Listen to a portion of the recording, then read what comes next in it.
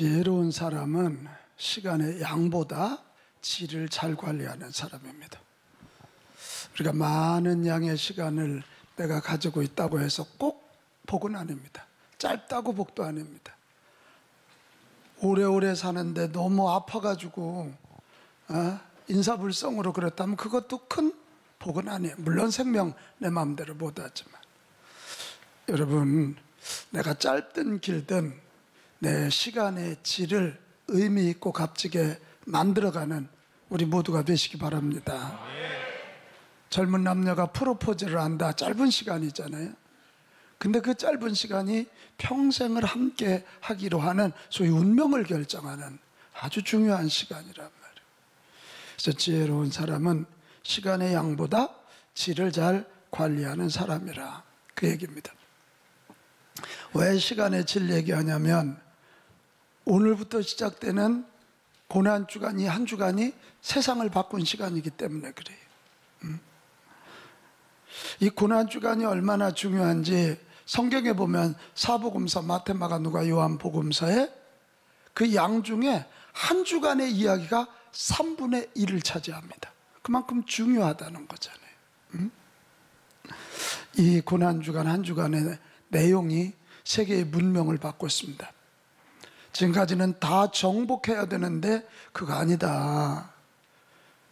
정복하는 자가 아니라 섬기는 자가 하나님의 백성이다. 이런 걸 가르치는 거예요. 세상의 힘, 권력, 돈, 이것이 전부다 그럴 때 아니다. 영원한 생명이 전부고 하늘나라가 전부다. 이것을 가르쳐준 한 주간이 고난주간입니다. 그래서 이 고난주간 잘 보내서 저와 여러분도 내 삶의 시간의 질을 조금 차원도 높이고 깊이를 더하는 그런 복이 있기를 축복합니다.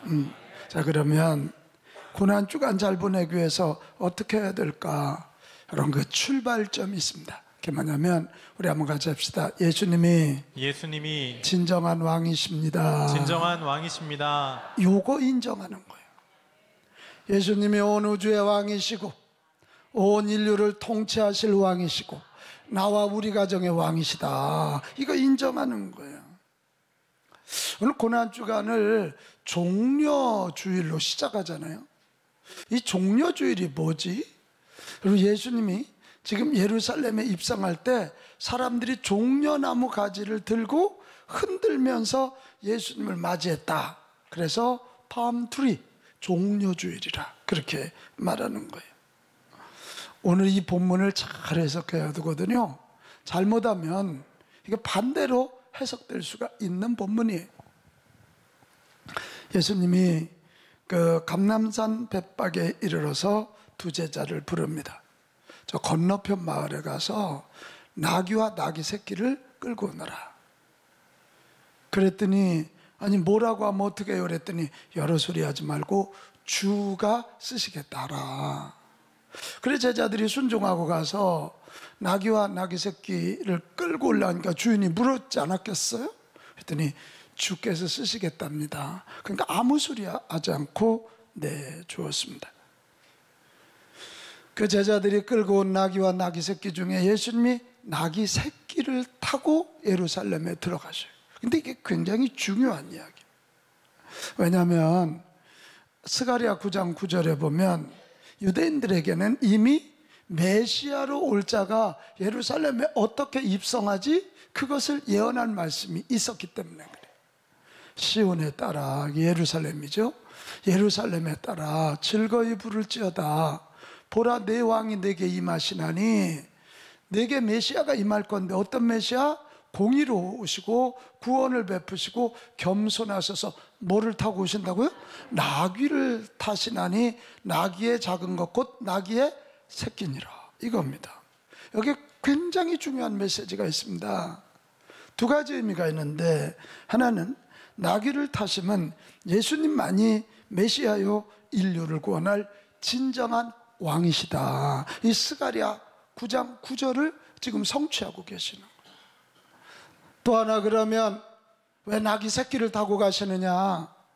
예수님은 왕은 왕이신데 겸손한 왕이시다. 군림하고 못살게 굴고 자기 배를 채우기 위해서 남을 정복하는 자가 아니라 사랑으로 섬김으로 그들을 다스리시는 겸손한 왕이시다. 이겁니다. 같이 합시다. 진정한 왕, 진정한 왕, 겸손한 왕. 겸손한 왕. 이 메시지가 바로 새끼나귀를 타고 입성하시는 것입니다. 우리 여기서 이 고난주간 잘 보내는 아주 중요한 출발점을 하나 보게 된다니까요. 이 고난주간에는 다른 거 아니고 예수님이 진정한 왕이시고 겸손한 왕이라는 것을 우리가 겸손한 마음으로 인정하실 수 있기를 바랍니다. 예수님이 왕이시고 우리 가정의 통치자고 내 인생의 주인이시다. 이거 인정해야 돼요. 이 싸움은 굉장히 심한 싸움입니다. 우리가 예수 믿는다 그러지만 대체적으로 내가 주인 되고 내 필요할 때 예수님이 나를 도와주시라고 예수님을 종으로 부리는 신앙생활하는 경우가 많습니다. 그러니까 문제 없으면 예수님을 찾지를 않아요. 기도하지 않아요. 그러나 진정으로 예수님 왕이시고 예수님이 나의 통치자라는 것을 인정하는 사람들은 밥을 먹어도 일을 해도 그 무엇을 해도 주님 생각하고 주님의 뜻이 뭘까, 주님이 나를 향한 기대가 뭘까, 이것을 생각하며 살게 될 줄로 믿습니다. 이번 고난주간 의미 있게 보내는 방법이 이 싸움에서 승리해야 돼요. 내가 주인 돼서 예수님 부리던 삶을 내려놓고 예수님이 진정한 나의 왕이시고 주인이심을 인정하고 그분 뜻에 겸허히 엎드리는 이런 싸움에서 승리하기를 바랍니다. 이 싸움에서 승리하지 못하면 고난주간은 또 한 번의 절기에 불과하고 예수님의 고난을 감상주의적 접근하게 됩니다. 아이고 가시면류관 쓰셨다는데 얼마나 아플까, 사람들이 욕하고 침뱉다는데 얼마나 모멸감을 느끼실까, 아우 세상에 어떻게 손과 발에 못질을 할 수가 있어. 그런데도 우리 착하신 예수님은 이걸 견뎠대. 감상적으로 윤리도덕적으로 예수님의 십자가와 고난을 대하게 되니까 아무 일도 일어나지 않는 거예요. 착한 예수님이 아니요, 예수님은 착한 예수님이 아니라 우리가 믿는 예수님은 진정한 왕이시고 겸손한 왕이시다. 아멘. 이걸 우리가 인정해야 되는 것입니다. 그 다음에 두 번째, 이 고난주간을 잘 보내려면 어떻게 해야 되느냐, 예수님의 예루살렘 입성의 길이 사명을 완수하기 위한 길임을 이해해야 돼요. 같이 합시다. 사명. 오늘 8절 9절에 보면 예수님에게 굉장한 위기가 옵니다. 무리의 대다수가 그들의 겉옷을 길에 펴고 다른 이들은 나뭇가지를 베어 길에 펴고 앞에서 가고 뒤에서 따르는 무리가 소리를 높이는데 호산나 다윗의 자손이여 찬송하리로다, 주의 이름으로 오시는 이여 가장 높은 곳에서 호산나 하더라. 이게 뭐냐면 그들은 예수님에 대한 소문 들었거든요. 보리 떡 5개와 물고기 2마리 가지고 5,000명을 메우고 12광주를 남겼다 보니까 야, 이분이야말로 우리 경제 문제를 해결해 줄 분이야.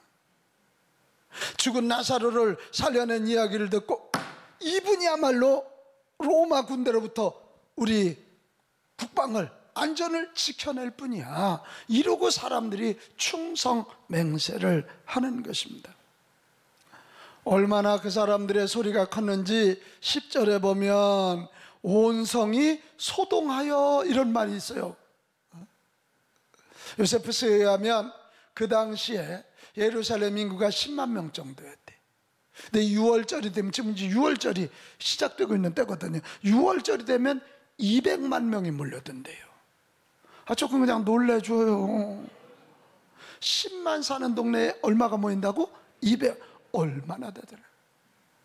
근데 그들이 거기 와서 호산나 다윗의 자손이여, 호산나 다윗의 자손이여, 얼마나 그 소리가 큰지 온 성이 소동했다, 이렇게 표현이 되고 있는 거예요. 여러분, 여기에서 자칫 우리는 이런 상황에서 넘어갑니다.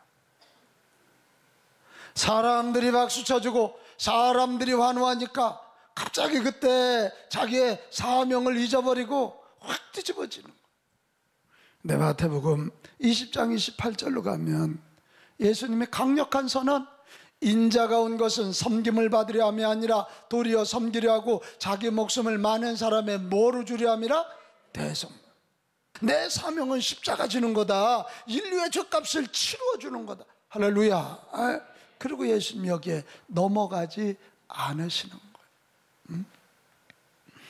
여러분, 고난의 주간 잘 보내고 슬픔의 시간을 넘어 기쁨의 여정인 부활절을 맞이하려거든 예수님이 십자가 붙잡고 사명의 길을 가신 것처럼, 그래도 내 사명이 뭐지?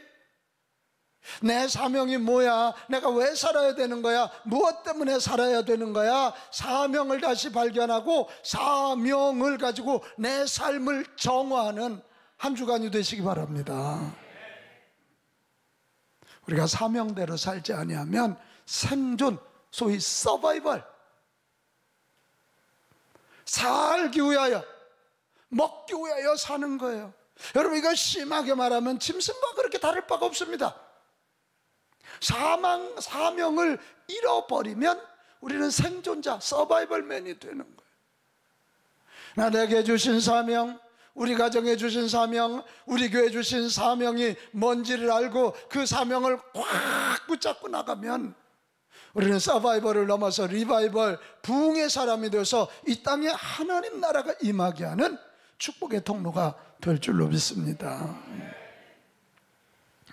이번 한 주 예수님이 그 많은 사람들의 환호에도 넘어가지 아니하고 끝끝내 십자가 지고 인류 구속의 사명 위하여 죽으시는 것을 인정한다면, 나도 주님의 십자가 바라보고, 나도 주님의 십자가 바라보고 그 십자가 붙잡고 우리가 사명의 길 갑시다.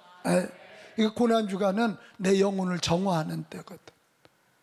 그래, 이번 금요일 심야기도 때 십자가 찬송만 좀 불러보려 그래요. 예수님이 끝끝내 사명인 십자가 치고 가셔서 내가 구원받고 온 세상에 하나님의 나라가 임하게 됐다면, 그 십자가 붙잡고 십자가 단단히 붙잡고 우리도 내 사명이 뭔지, 우리 가정, 우리 교회 사명이 뭔지 그걸 알고 뚜벅뚜벅 걸어가는, 그래서 새로운 부활을 맞이하는 우리 모두가 되셔야 될 줄로 믿습니다. 마지막 이 고난주간을 잘 보내기 위해서 아주 중요한 게 하나 있습니다. 이 사명을 완수하기 위해서는 희생이 따른다는 걸 좀 알아야 돼요. 같이 합시다. 희생.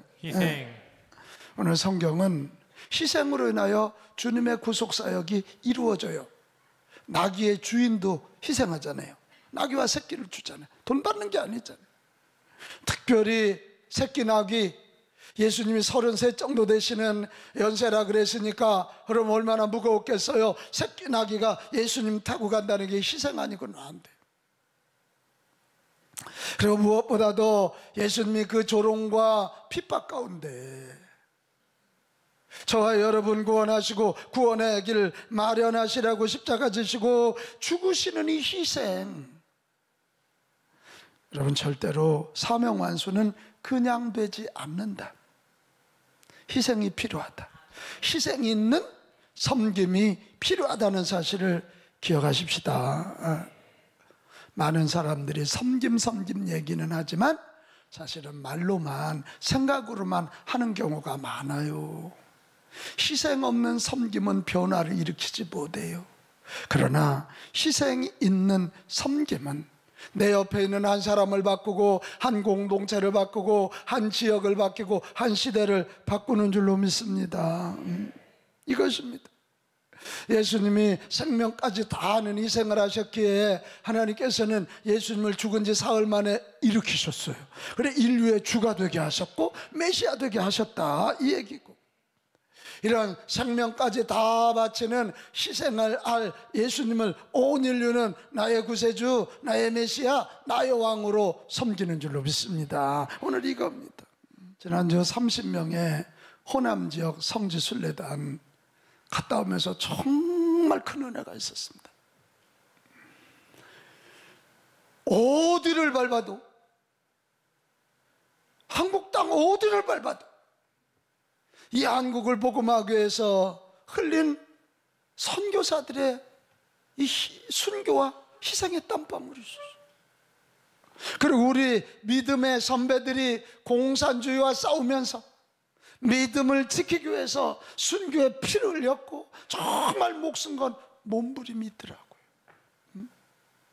오늘 우리가 절대로 그냥 된 거 아니다. 우리 선교사들, 우리 또 믿음의 선배들이 소위 희생 있는 섬김을 통해서 한국교회가 이루어졌고 이 땅이 복을 받았. 할렐루야. 그걸 느낄 수가 있었어. 우리가 가장 먼저 간 곳이 군산이었습니다. 이 군산을 왜 갔냐면 우리 감리교회 첫 선교사 아펜셀러가 거기서 순직했기 때문입니다.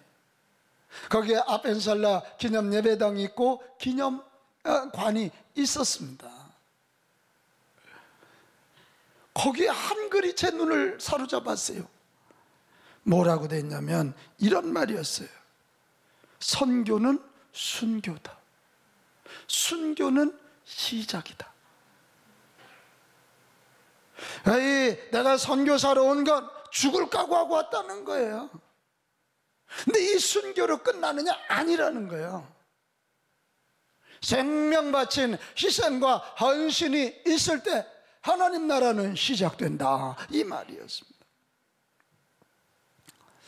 여러분, 이 헨리거드 아펜셀러는 미국의 명문대 뚜르 대학 출신입니다. 처음에 일본 선교사가 되려고 했다가 자기 친구 워즈워즈가 중병에 걸려서 한국 가려고 했던 자가 못 가게 되니까 그럼 내가 갈게. 그리고 조선에 오기로 결심하고 1885년 4월 5일 그의 부활절입니다. 부활절 장로교 선교사 언더우드와 함께 제물포 인천 땅을 처음에 딱 밟았어요. 그들이 한 기도는 이 기도였다는 거예요. 오늘 죽음의 철장을 산산히 깨뜨리시고 부활하신 주께서 이 나라 백성들을 얽어맨 결박을 끊으시고 그들에게 하나님의 자녀가 누리는 자유와 빛을 허락해 주시옵소서. 그렇게 기도하고 첫 발을 내디뎠습니다. 그래서 서울에 7월 29일 날 와서 첫 예배를 드립니다. 이 아펜셀러가 한 일은 세 가지입니다. 하나는 배와 학당을 열어서 인재를 양육했습니다. 영어를 가르쳤어요. 거기에서 독립운동 또 한국을 이끌어갈 큰 인물들이 나왔습니다. 이승만 같은 사람이 그때 예수입니다. 또 하나가 예배당을 졌습니다. 예배당을 져서 영웅권했고 또 하나가 출판사를 만들어서 성경 번역 운동을 일으킨 거예요. 이 세 가지가 얼마나 중요한 일입니까? 이가 군산 앞바다에서 세상을 1902년도에 44세에 떠나거든요. 그것도 성경 번역하러 갔다가 가는 길에 두 배가 부딪혀서 거기서 순직했습니다. 사실 아펜셀러는 수영선수였답니다. 어릴 때. 그러니까 얼마든지 헤엄쳐서 나올 수 있는데 자기 성경 번역의 비서, 한국말 아는 그 사람과 자기가 누구를 좀 부탁을 받아서 인도하는 여고생을 구원하려고 들어갔다가 살리려고 그랬다 같이 배가 정말 퍼거퍼짐으로 나오지 못하고 세상을 떠나게 되었다는 거예요. 너무 아깝죠. 43살에. 근데 이분이 얼마나 애를 썼냐면 이 조선 땅에 왔다 15년 후에 돌아갔는데 못 알아보더래요. 원래 조선 땅에 처음 올 때가 179cm에 91kg였대요. 근데 15년 만에 미국 땅에 다니러 갔는데 30kg가 빠지고 이미 뭐 흰머리니까 더 힐 건 없겠지. 근데 뭐 이게 허리가 굽고 이래가지고 친구들도 못 알아볼 정도. 그다음 44살에 세상을 떠났습니다. 근데 저는 그 다음 얘기가 더 충격적이었습니다. 아버지가 이렇게 세상을 떠났다면 그 자식들이 그만했을 거 아닙니까? 그런데요, 그 아들 헨리 다지 아펜셀러가 아버지를 이어서 배제학 당해서요 후학을 가르치는 교장이 되었고요, 딸 앨리스 레베카 이 아펜셀러가 이화 학당을 통해서 여성 지도자들을 키우는, 할렐루야. 제가 이번 봤습니다. 아펜셀러뿐만이 아닙니다. 언더도 그랬고 유진벨도 그랬고 다 아버지들이 그 순교했지만 그 자자손손 4대, 3대, 2대, 3대, 4대들이 와서 이 한국 땅을 위해서 그들의 생애를 바친 것을 보았습니다. 저는 분명히 보았습니다. 이분들이 말로만 선교한 게 아니다. 이분들이 돈만 갖다 준 게 아니다. 이분들이 한 것은 희생 있는 섬김을 통해서 조선 땅을 조선 사람보다 더 사랑하는, 할렐루야, 이런 희생 있는 섬김을 통해서 자자손손, 이래서 오늘의 역사를 이루었다는 것을 보았습니다. 사랑하는 여러분, 나는 이번 한 주, 고난주간 이 한 주가 세상을 바꾼 한 주인데, 다시 금년의 고난주간 이 한 주를 통해서 저와 여러분이 변화되고 저와 여러분이 성숙해지고 저와 여러분이 예수님 닮아가는 한 주가 되시기를 축복합니다. 그로 해서 다시 정리합니다. 내가 주인이 아니라 예수님이 나의 왕이시다. 꼭 인정하며 이 고난주간 시작하실 수 있게 되시기를 축복합니다. 나도 예수님처럼 생존을 위해서 사는 사람이 아니라 사명을 위해서 살겠습니다. 나도 사명을 위해서 살겠습니다.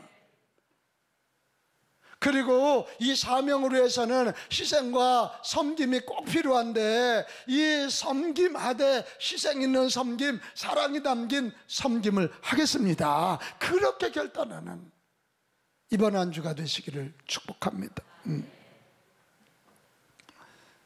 저는 이 말씀을 전하다 또 한 명의 선교사가 생각났어요. 지나치게 조선을 사랑한 사람, 넘치도록 조선을 사랑한 사람, 25살의 젊은 여의사로 이 땅에 온 로제타 선교사입니다. 25살의 여자 의사라면 굉장히 수지 아닙니까? 미국에서 그가 재물포항에 첫 발을 내딜 때 다짐했다는 거 아니에요. 어렵고 힘든 삶이 펼쳐질 건데 내가 잘 견뎌야지. 그러나 시련이 그에게 가혹하게 다가왔는데요, 1894년 11월 청일전쟁 격전지였던 평양에 의료 봉사하러 갔다가 남편 윌리엄 몰이 감염병으로 세상을 떠났어요. 첫째 아이가 태어났고 결혼한 지 3년 만입니다. 둘째 아이가 임신하고 되어 있을 때인데요, 결국 남편이 세상을 떠났는데 출산해 보니까 딸이었어요. 근데 그 딸 역시도 세상을 떠났습니다. 로제타가 얼마나 힘들었겠어요. 근데 그는 이렇게 기도했답니다. 하나님, 저는 길을 모릅니다. 비록 이 땅에서 사랑하는 남편과 딸을 잃었지만 제 아들 셔우드와 한국에서 오래오래 사역할 수 있도록 도와주십시오. 그렇게 기도했답니다. 그러면 다시 일어나서 로제타 여사가 내가 할 수 있는 일이 뭔가, 나는 의사니까 병원을 져야지. 그래서 남편과 딸 이름으로 여성 전문 병원을 졌는데 그게 광해여원이라고 그래요. 그리고 국내 첫 시각장애인 학교인 평양 여맹학교를 세웠고 한글 기반 점자를 최초로 개발하고 고려대학 안암병원에 모태가 된 조선의학 강습소를 계속하게 됐습니다.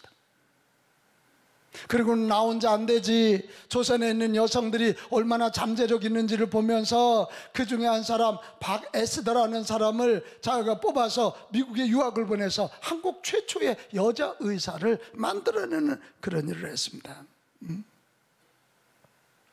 그가 1933년 68세 노인이 되어 미국에 돌아갈 때까지 43년, 몇 년이라고요? 43년간 조선의 병자들을 돌보는 그런 일을 했습니다. 근데 여러분, 더 감동이지요. 이런 어머니의 모습을 보고 아들 셔우드와 며느리도 의사였거든요. 아들 내외 의사들이 조선인을 괴롭히고 있는 결핵 퇴치 운동에 앞장서게 됐어요. 1951년 로제타 여사가 세상을 떠났습니다. 떠날 때 유언했답니다. 나를 한국 땅에 묻어달라고. 1991년 아들 내외도 세상을 떠나거든요. 그래서 이 5명의 식구들이 지금 양화진 선교사 묘역, 저기 셔우드 홀 있죠? 저 5명의 식구들이 저기에 묻혀 있는 것입니다. 셔우드 박사가 마지막 죽을 때 한마디를 남겼대요. 아직도 나는 한국을 사랑한다. 아직도 나는 한국을 사랑한다. 얼마나 가슴 뭉클한 이야기예요. 여러분, 이런 우리 선교사님들, 이런 신앙의 선배들이 희생, 사랑이 담긴 섬김을 통해서 영혼을 구원했고 한국교회를 세웠고 이 나라에 하나님의 복이 임하게 한 줄로 믿습니다. 이제 우리가 고난주간을 시작했습니다.